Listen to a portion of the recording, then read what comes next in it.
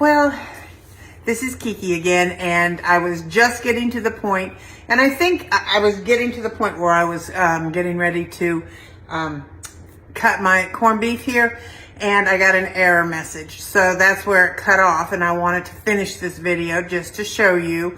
And I think what happens is, because I've had my phone open for 4 hours doing this, and I think it just doesn't like to do that. So who knows? But because that's what's happened to me before. Anyway, we're gonna pick up where we left off. So if you get this video, this is part 2 of corned beef. You might want to go find part 1 to find out how we got here. I have just scraped off any of the excess fat that's on the top of it. And now I want you to see the grain in this meat is going this way. I hope you can see that. So what I want to do is I want to cut it against the grain. That's how you're going to get your most tender cut when you do this. So I'm going to cut it. So this is with the grain. You don't want to go that way, right? So I'm going to cut it on an angle this way.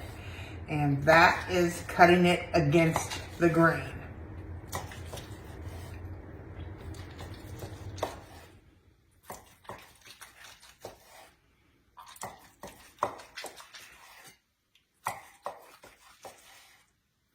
Alright, that should do it. I'm going to leave the rest of this whole for sandwiches.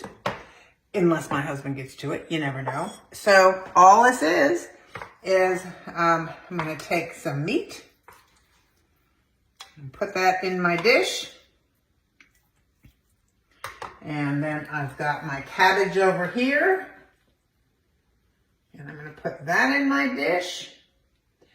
And here's our onions that are still whole and intact because we didn't cut them at the root. There's a potato wedge.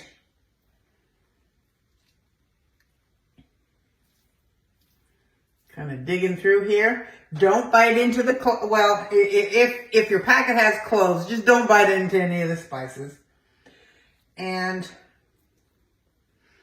let's see. Oh, that's not what I want. I want an onion.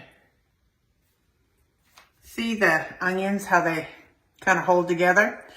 So there you have it. Corned beef and cabbage. It is a delicious meal. Here is our Thousand Islands dressing. So we'll just put that in here on the side. And there it is. So I hope you enjoy it. You have a good night. Bye.